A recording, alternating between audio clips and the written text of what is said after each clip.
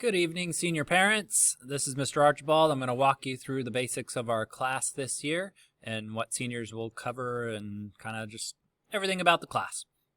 I am also the peer counseling advisor as well as the senior project coordinator, which is a good sign for your son or daughter because they have essentially they have the source for their teacher. So anytime they get the answer from me, that's the real answer versus the answer that they got, through their friend's mom's teacher, okay, or some other goofiness. Okay, so yeah. A little bit more about me. I graduated from Bonita High School in 1997, so I am indeed a Bearcat as well. I went on to Mount Sac and then on to ULV, where I got my bachelor's degree in English and my master's degree in education. I'm currently married to my wife, Kimberly. We have a 5-year-old son, Keaton, who is a giant ball of energy. And we have an 18-month-old daughter whose name is Kennedy, who is just gooing and gawing and talking baby talk all the time. It's awesome.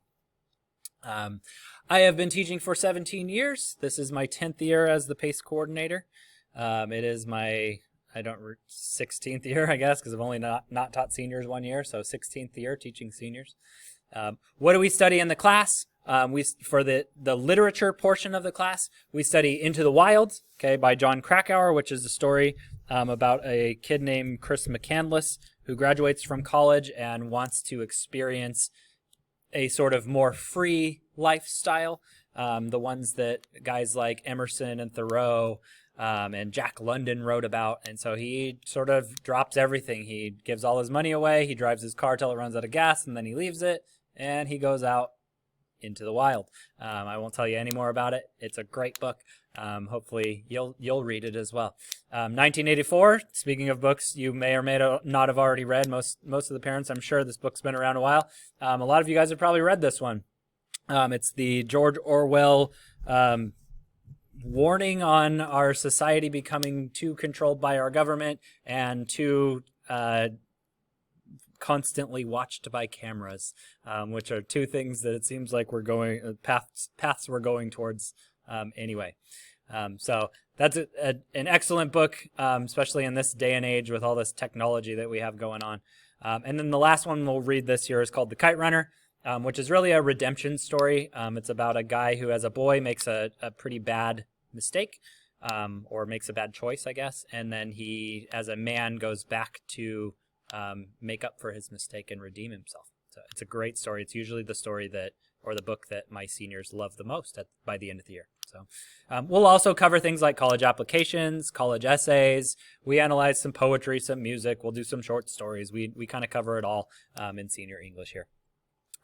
In terms of the PACE project is still, for the most part, in its same stance as it's been. We only really changed the hours portion because the hours portion, the way we had it set up, was clearly putting students in danger to be able to get their hours done, which we don't want. And so there were still some people that were able to get it done that way.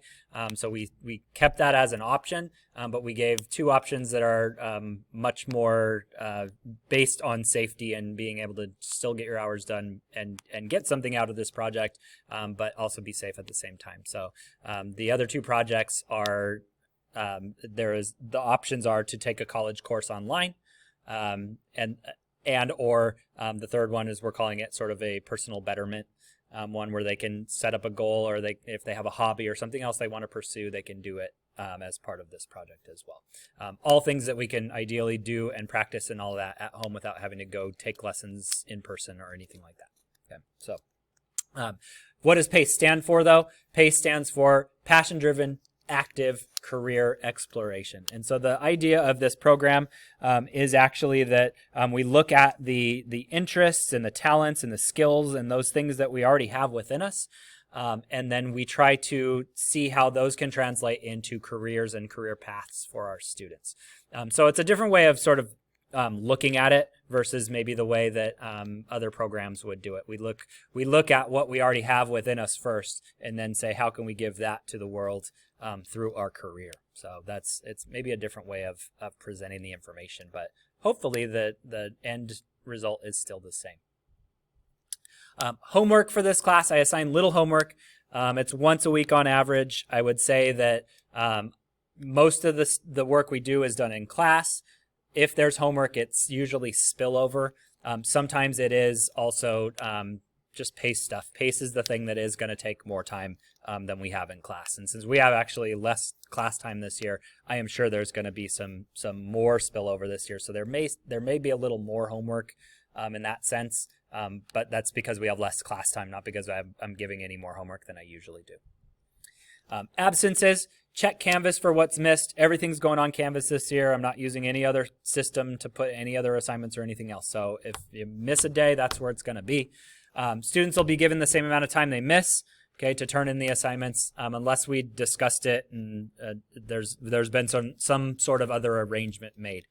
Work that's assigned at least a week in advance, that's still due on the day it's due. So this is not one of those, oh, all of a sudden I got sick, now I can't turn it in. Email has kind of eliminated that. Okay, so I'm still expecting it to be due on those days. This goes for PACE assignments as well.